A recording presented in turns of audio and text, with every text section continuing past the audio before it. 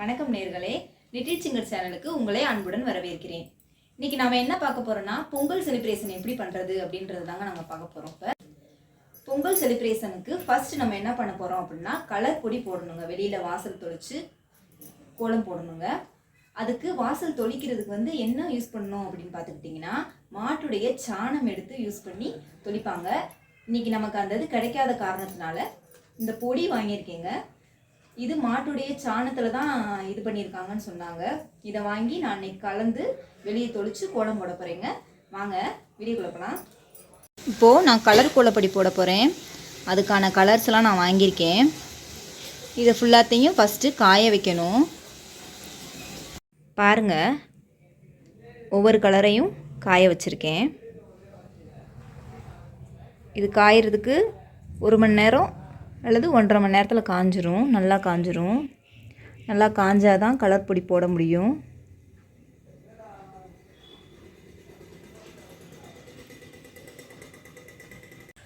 முக்கால் பக்கெட் தண்ணி எடுத்திருக்கேன். அதில் இந்த பொடியை நான் மிக்ஸ் பண்ண போகிறேன்.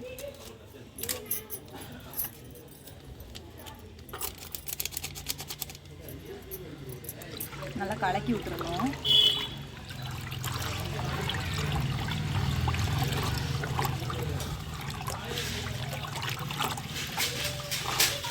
கலரே மாறிடும். தண்ணியை வாசலில் தெளிச்சோம்னா அப்படியே சாணம் துளிக்கிறதுக்கு சமமாக இருக்கும். அப்படியே வீடே லட்சுமி கடாட்சியமாக இருக்கும். நல்லா மாறிடுச்சு, நேரம் நல்லா மாறிடுச்சு. பார்த்தா வாசல் நிறைய நல்லா தெளிச்சு விட்டுருங்க.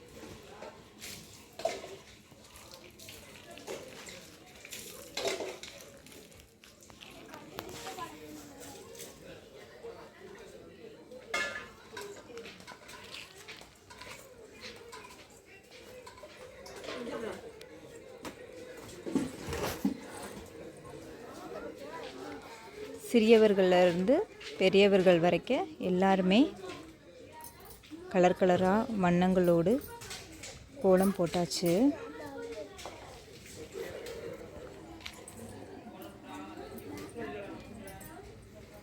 நீ அடுத்ததாக பொங்கல் வைக்க வேண்டியதான். நம்ம பொங்கலுக்கு தயாராகியாச்சு. கோலம்லாம் போட்டு புத்தாடையெல்லாம் அணிந்து பொங்கல் நம்ம செய்ய போகிறோம். பொங்கலுங்க நான் பூ சுற்றி அழகாக டெக்கரேட் பண்ணி வச்சுருக்கேன். அது போக கிச்சனையும் முத நாளே சுத்தம் செஞ்சு சந்தனம் குங்குமம் இதெல்லாம் வச்சு பச்சரிசி மாவில் கோலம் போட்டு ரெடியாக வச்சுருக்கேன். நாம் பொங்கல் வைக்கிறதுக்கு முன்னாடி கிச்சனில் ஒரு சின்ன விளக்கு வச்சுருக்கேன். அந்த விளக்கு முதல்ல ஏற்றி வச்சிடணும். ஒரு சில சாமிகளும் நான் வச்சுருக்கேன். அன்னபூர்ணி அம்மன் வச்சுருக்கேன், திருப்பதி சிலை வச்சுருக்கேன், பிள்ளையார் வச்சுருக்கேன். இவங்களை வணங்கிட்டு தான் நம்ம அடுத்து கிச்சனில் வேலையவே ஸ்டார்ட் பண்ணணும். பாருங்கள், நான் விளக்கு ஏற்றி வச்சுட்டேன். அடுத்ததாக நம்ம அடுப்பை சுத்தம் செஞ்சு சந்தனம் குங்குமம் எல்லாம் வச்சு டெக்கரேட் பண்ணிட்டேன். அதுக்கப்புறம் அதுக்கு முன்னாடி கோலம் போட்டிருக்கேன். பச்சரிசி மாவில் கோலம் போட்டிருக்கேன். அடுத்ததாக நம்ம பொங்கல் வைக்க பச்சரிசி எடுத்திருக்கேன். இதை நல்லா களைஞ்சு முதல் தண்ணியை கீழே ஊற்றிடணும். அடுத்த தண்ணியை ஃபுல்லாக இந்த பொங்க பானையில் ஊற்றிடணும். மெதுவாக களைஞ்சு ஊற்றணும். ஒரு அரிசி கூட உள்ளே விழுகக்கூடாது. விழுந்துருச்சுன்னா நமக்கு பொங்கி வராது. பாருங்க, களைஞ்ச தண்ணி இது நிறைய நான் களைஞ்சு ஊற்றிருக்கேன். இதை அப்படியே அடுப்பில் வைக்க போகிறேன்.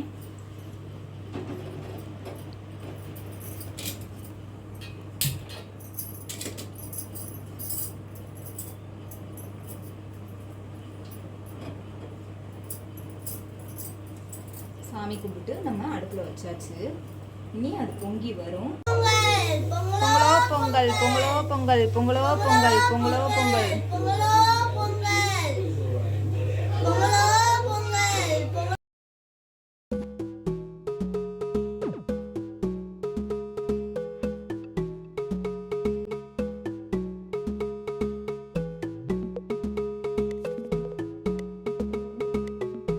பொங்கல் ரெடி ஆயிடுச்சு. நான் பொங்கலை எடுத்துகிட்டு வந்து பூஜை அறையில் வச்சுட்டேன். இலை விரிச்சு காய்கறிகள், கிழங்கு வகைகள், வாழைப்பழம் இதெல்லாம் சாமிக்கு வச்சுருக்கேன்.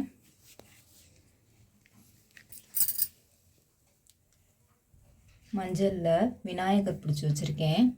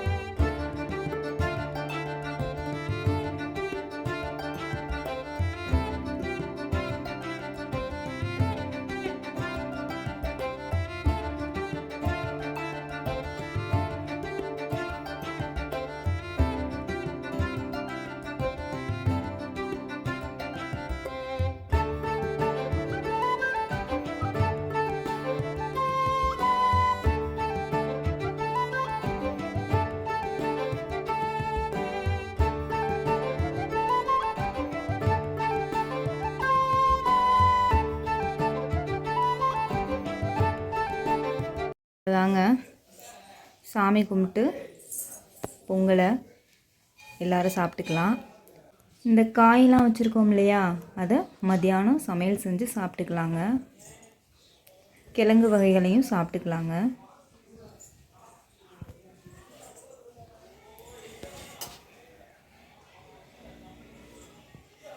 என்ன நேயர்களே, நாங்கள் எப்படிலாம் பொங்கல் செலிப்ரேஷன் பண்ணணும், எங்கள் வீட்டில் வந்து எப்படி செலிப்ரேஷன் பண்ணணுன்றதை நீங்கள் பார்த்தீங்களா?